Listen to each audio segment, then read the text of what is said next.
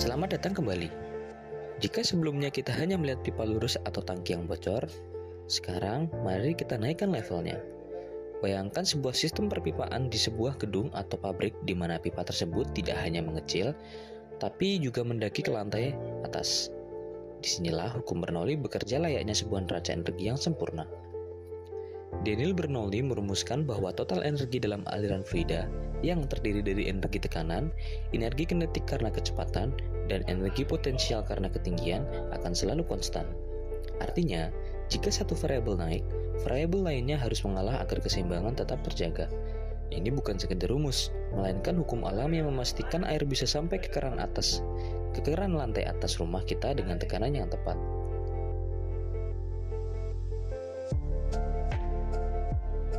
Pengaplikasian di dunia teknik.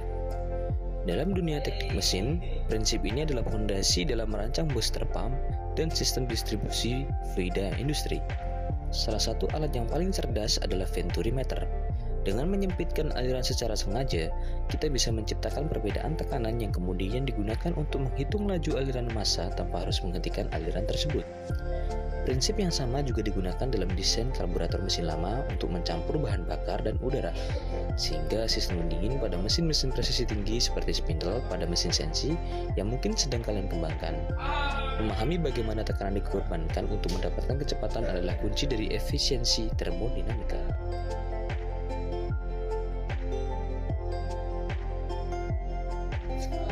Studi kasus, pipa mendaki dan menyempit. Mari kita bedah sebuah persoalan teknis yang sering muncul di ujian maupun di lapangan. Sebuah pipa dialiri air dengan massa jenis 1000 kg per meter kubik. Di titik pertama atau dasar, air mengalir dengan kecepatan 2 meter per second dan tekanan 2 kali 10 pangkat 5 Pascal. Kemudian, pipa tersebut naik setinggi 5 meter dan menyempit sehingga kecepatan airnya meningkat menjadi 4 meter per second. Tugas kita adalah mencari tahu berapa tekanan air di titik kedua yang lebih tinggi tersebut. Apakah tekanannya akan hancur drastis karena harus melawan gravitasi dan menambah kecepatan secara bersamaan? Mari kita hitung secara matematis. Data diketahui, P sama dengan 1000 kg meter kubik. Titik 1, P1 sama dengan 200.000 Pascal, V1 sama dengan 2 meter per second, H1 sama dengan 0. Dan di titik kedua, V2 sama dengan 4 meter per second, H2 sama dengan 5 meter, dan gravitasi sama dengan 10 meter per second kuadrat. Langkah penyelesaiannya, P1 ditambah 1/2 PV1 kuadrat ditambah PGH1 sama dengan P2 ditambah 1/2 PV2 kuadrat ditambah PGH2. Hasilnya yaitu 12.000 ditambah 1/2 dikali 1000 dikali 2 kuadrat ditambah 0 sama dengan P2 ditambah 1/2 dikali 1000 dikali 4 kuadrat ditambah 1000 dikali 10 dikali 5. 20.000 ditambah 2000 sama dengan P2 ditambah 8.000 ditambah 50.000. 202 sama dengan P2 ditambah 58. Hasil akhirnya yaitu P2 sama dengan 202.000 dikurangi 58.000.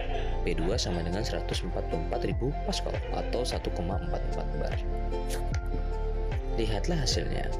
Tekanan turun dari 200.000 Pascal menjadi 144.000 Pascal. Penurunan ini disebabkan oleh dua hal.